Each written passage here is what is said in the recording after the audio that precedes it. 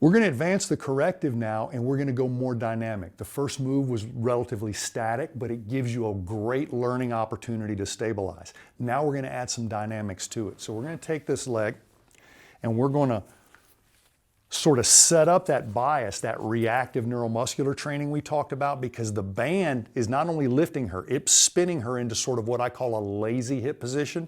And so the only thing she's got to worry about, since the band is helping her lift, is don't let the band spin you out. I'm doing this on purpose because that is the wrong muscle sequence.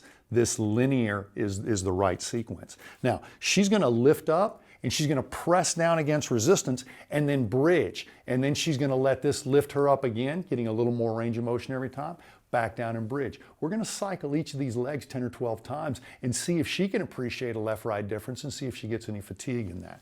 Now, I'm going to let you get a little extra help on the band just by doing that.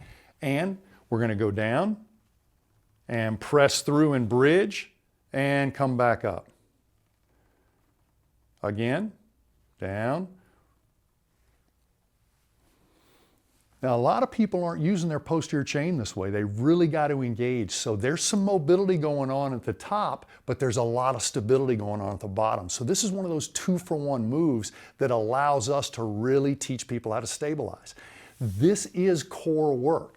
It's core work that's making her use her core, but it's also challenging her hip separation. And that's one thing a lot of people don't see in the hip hinge move.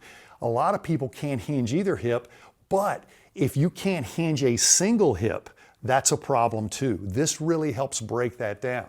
So as she's going through here, we can also talk now about a breathing sequence.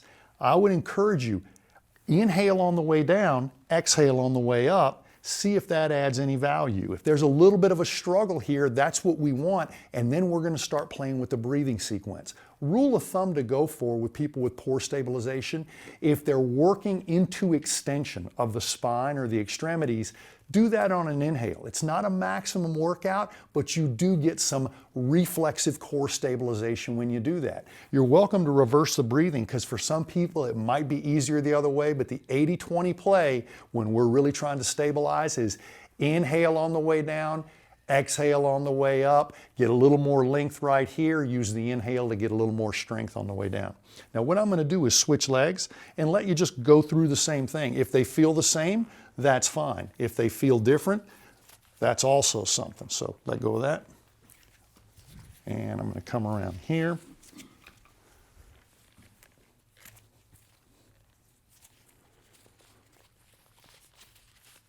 Sort of same setup, same pull. Get you the equal amount of tension. Now, as you're doing this, just add that breathing sequence. Don't let that foot spin out. Good. Do about 4. Make sure you get that breathing sequence down.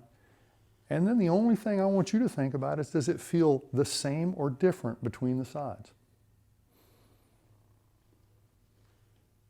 A couple of answers you'll get here. It feels the same, but then if you continue repping it out, one side will fatigue very, very early. That's not a strength problem. That's a lack of stability, and that means this is the perfect exercise because you can do it low level, you can bring on fatigue slow, you can stretch out after and do it again, but this is how we add that level of motor control. And if you think about what's happening in this exercise, we're working the end ranges. We're working that top mobility problem, but we're also working that bottom stability problem. Once again, it's a 2-for-1. So it's very important for me to go back and say, pretty much the same either way, or are you getting a difference between the sides? Difference. Okay, that difference is important and every case is unique, but whether they feel just general fatigue or fatigue mostly on one side, that is the awareness we're going for. Now, this would be the warm-up, so I would use 1 or 2 of these moves, go right back and revisit the screen, and if we see a subtle change, I'm really comfortable with this exercise for the next week or 2, just helping her gain the reps and composure to do this. We can get a lot of reps on somebody even when they're low level using the bands this way. The stall bars or an attachment point make a huge advantage to do this, and so when people go home, they can do a lot of this corrective exercise on their own, or they can do it with your supervision. But always capitalize on that fatigue point. If they can't feel a difference, run it on out in reps Watch for that fatigue point.